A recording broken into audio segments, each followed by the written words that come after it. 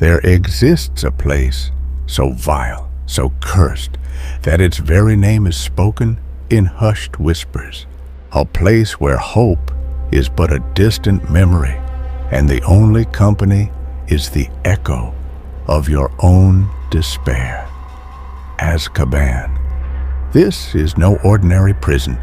It is a fortress of misery, a graveyard for the living, a void where the light of the soul is devoured whole. Perched upon a desolate island, swallowed by the unyielding sea, Azkaban is more than a cage. It is a sentence beyond death, a fate worse than oblivion.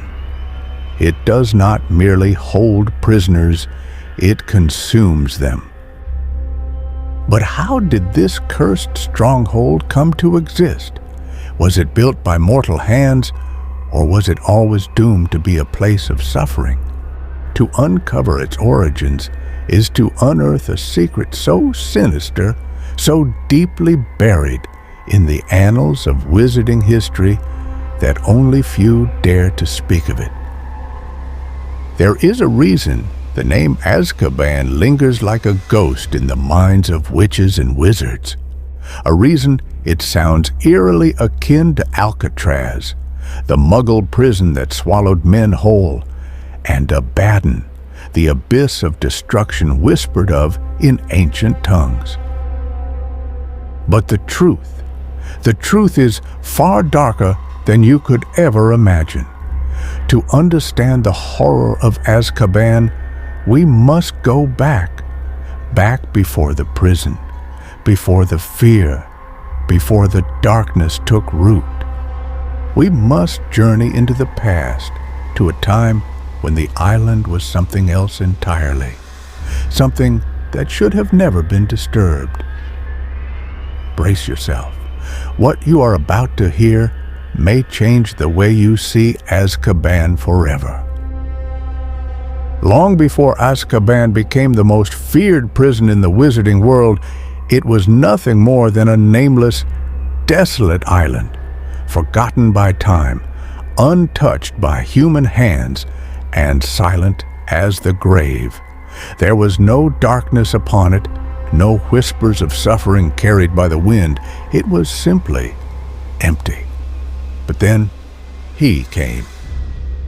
His name was Ekrizdis, a name scarcely spoken, even among the darkest of wizards. Few remember him, but those who do would rather forget. He was not just a practitioner of the dark arts, he was something far worse, a being of unfathomable cruelty, a mind so steeped in malice that even the land itself seemed to recoil in his presence. Little is known of his origins, only that he existed sometime in the 15th century, a shadowy figure lost to history, as if the world itself sought to erase him. But the horrors he unleashed could never be forgotten. The moment he set foot on the island, its fate was sealed. What was once an unremarkable rock in the sea now became the playground for his horrific experiments, a hidden kingdom of nightmares. It was here that he began weaving his dark magic. The magic he wielded was beyond mere spells and curses. It was something far darker, an unholy sanctuary for his twisted rituals, something that twisted the very fabric of existence. He cast powerful enchantments upon the island, ensuring that no wizard, no muggle, no living soul could ever find it. Not a single map, magical or muggle, would ever mark its location. It was a place severed from reality, a prison before it ever became one. But why? What was he hiding? Ekrizdis had a hunger, an insatiable hunger, one that could never be satisfied, a hunger for power, power born from pain and suffering. These were his obsessions, and to feed his dark experiments, he lured unsuspecting Muggle sailors to his island, drawing them in like moths to a flame, trapping them in his horrific grasp. He didn't just kill them. No, death would have been a mercy. He experimented upon them, twisted their bodies and minds, tortured them in ways that defy the imagination. With every spell he cast, every act of unspeakable cruelty, his own mind slipped further into madness. And yet, he continued, his dark desires growing with every soul he destroyed. But even the most twisted minds need a place to contain their horrors. It wasn't long before Echrisdus, consumed by his madness, constructed a fortress, a towering, foreboding structure that loomed over the island like a dark sentinel, striking terror into the hearts of all who came too close, a place where the walls themselves seemed to weep with the echoes of suffering, a place where no one left unchanged. For years, the fortress stood, a monument to Echrisdus's insanity and his unrelenting thirst for suffering. And it was during this period, when his mind had all but shattered under the weight of his twisted magic, that something far worse came into being, the Dementors. These creatures were not summoned, nor were they created by any spell. They simply manifested, born from the agony, fear, and despair that saturated the island. The relentless torture and murder on the island, sailors had tainted the very air, corrupting it beyond recognition. And from this abyss of suffering, the Dementors emerged, wraiths of misery drawn to pain, thriving on the echoes of endless torment. Those foul, wretched entities are not merely creatures. They are a force of nature, a sickness that festers in the darkest corners of the world. They do not hunt like beasts, nor do they kill like men. They consume, they feed, not on flesh, not on blood, but on something far more precious, your soul. Their presence is a plague, seeping into the air like a creeping poison. The warmth of the world recoils from them. Hope withers. Joy dies. To stand in their presence is to feel the weight of every sorrow you've ever known pressing down on you, suffocating, inescapable. And though muggles cannot see them, they can feel them. The sudden, unnatural chill, the breath hitching in their throat, the unseen dread slithering into their bones. But a Dementor does not simply take your happiness. It devours it, a glimpse of its skeletal form, a whisper of its rattling breath, and every light within you flickers and dies. Every moment of love, every ounce of warmth, every shred of peace, you will forget them all. And yet, there is something far worse than the despair they bring. When a Dementor lingers too long, when it has fed upon you until nothing of joy remains, it does not stop, it does not leave, it does not show mercy. It takes what little is left, your very soul. With one final unholy act, it sucks the essence of your being from your body, leaving you behind as something less than human. Not dead, not alive, just empty. The Dementors, however, did not serve Echrisdus. They merely existed alongside him, as if his very presence had poisoned the world enough for them to take root. But even the darkest of sorcerers cannot defy fate forever, because eventually Echrisdus vanished without a trace, gone. Whether he was claimed by his own madness, undone by something more sinister, or lost to the abyss he had created, no one knows.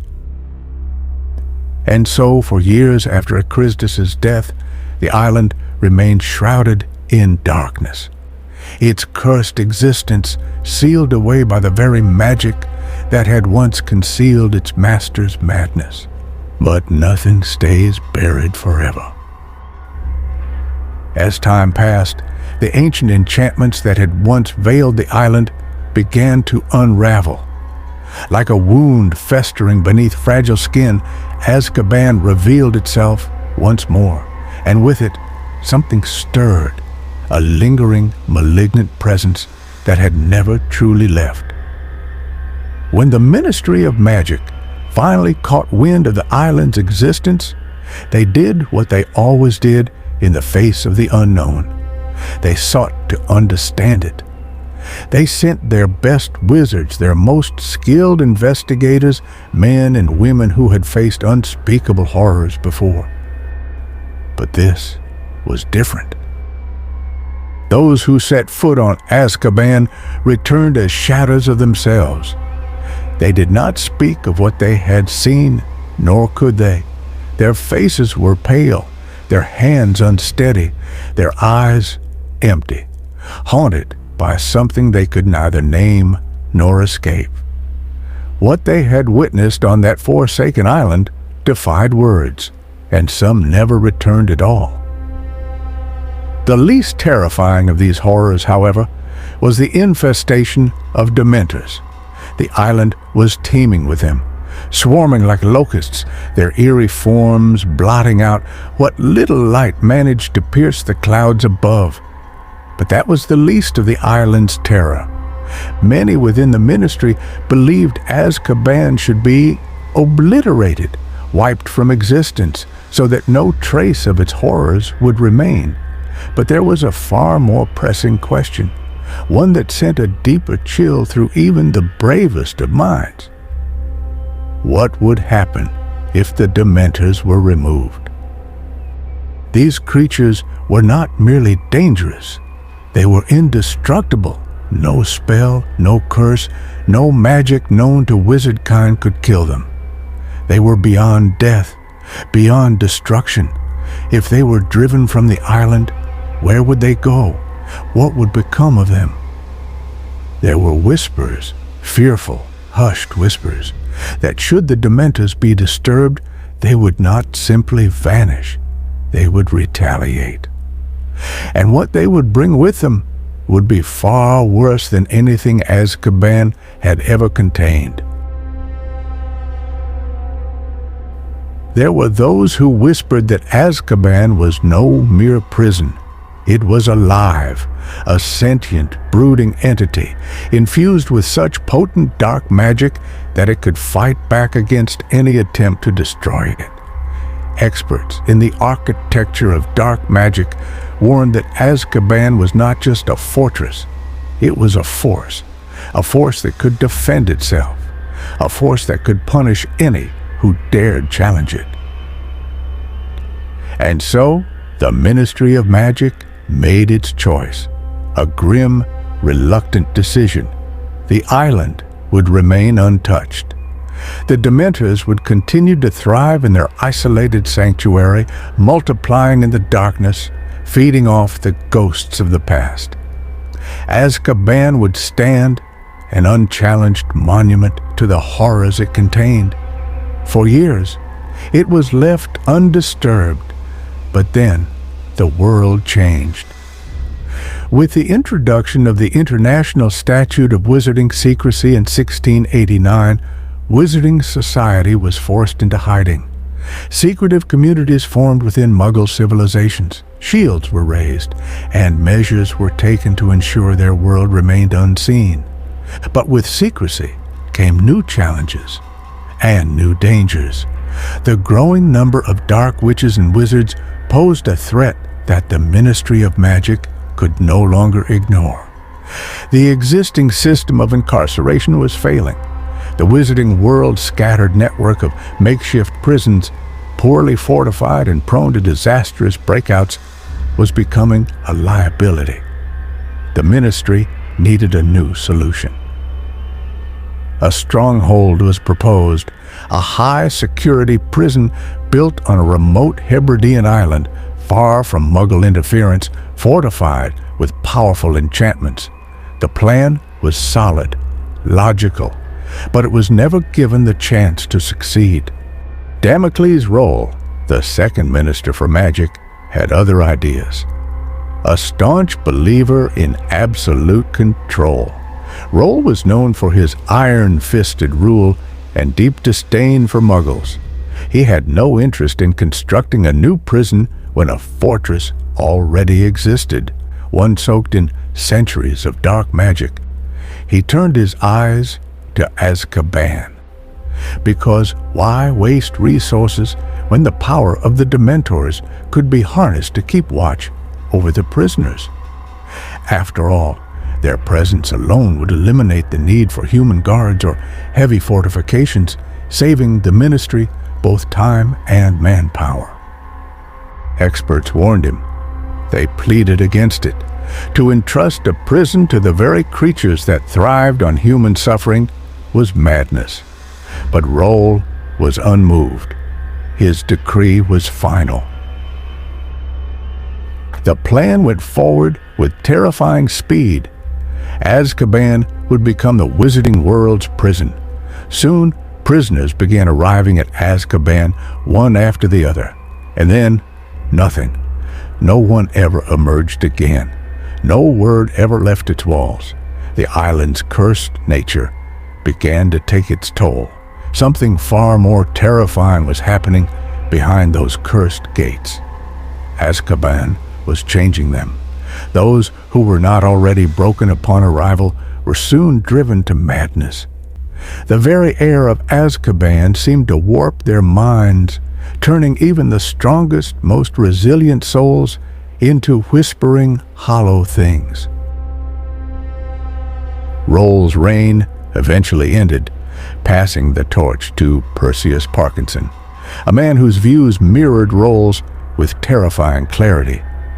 The ministry's decision to use Azkaban remained intact, and the prison's dark legacy continued uninterrupted. It wasn't until Eldritch Diggory took office as Minister for Magic that anyone dared to confront the horrors lurking within the walls of Azkaban. His visit to the prison would haunt him for the rest of his days. What he found defied words. The prisoners, what little remained of them, were broken, hollowed-out husks. Most had long since descended into madness, their minds shattered beyond repair. Those who had managed to cling to sanity did so by a thread, their eyes vacant, their spirits crushed beneath an unrelenting tide of despair. But it wasn't just the prisoners who told the tale of Azkaban's horrors. A graveyard stood as a silent, merciless testament to those who had perished, not by wounds or violence, but by sheer hopelessness. They had withered away, their souls drained dry by the relentless hunger of the Dementors. The sight was enough to rattle even the strongest of men.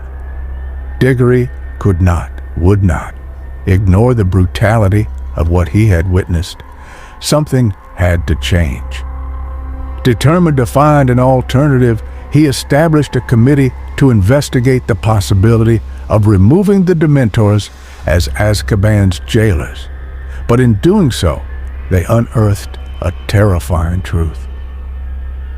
The Dementors did not remain on Azkaban because they were bound to it. They were not controlled by the ministry nor confined by the island itself. They chose to stay, drawn to the sheer density of suffering, despair, and hopelessness. They had made Azkaban their feeding ground. If their supply of misery was taken away, if the prisoners were moved or the fortress was dismantled, they would not simply vanish. They would leave, and if they left, they would seek their nourishment elsewhere. Despite this warning, the minister was so horrified by the conditions within Azkaban that he urged the committee to explore alternative solutions. But before the committee could act, before a decision could be made, tragedy struck. Eldritch Diggory fell to the deadly grip of dragonpox. With his death, the fight for change crumbled, Azkaban's future, and the fate of all those trapped within it, was left in limbo. For 265 years after Eldritch Diggory's death, Azkaban endured. The Dementors, for all their horrors, remained in place, their hunger kept in check as long as the prison remained full. Azkaban was no longer just a prison. It had become a symbol of suffering, of madness, of despair, so absolute that even death seemed a mercy. For far too long, no minister of magic dared to challenge Azkaban's existence. One after another, they turned a blind eye to the prison's horrors, unwilling to confront the terrifying reality of what lay within its walls. Only excuses were made. Azkaban, they argued, was effective. It held the worst of the wizarding world's criminals, those too dangerous to ever walk free. The prison had a flawless record, a perfect history of keeping its captives securely locked away. But what they failed to realize was that nearly 3 centuries later, that record would be broken.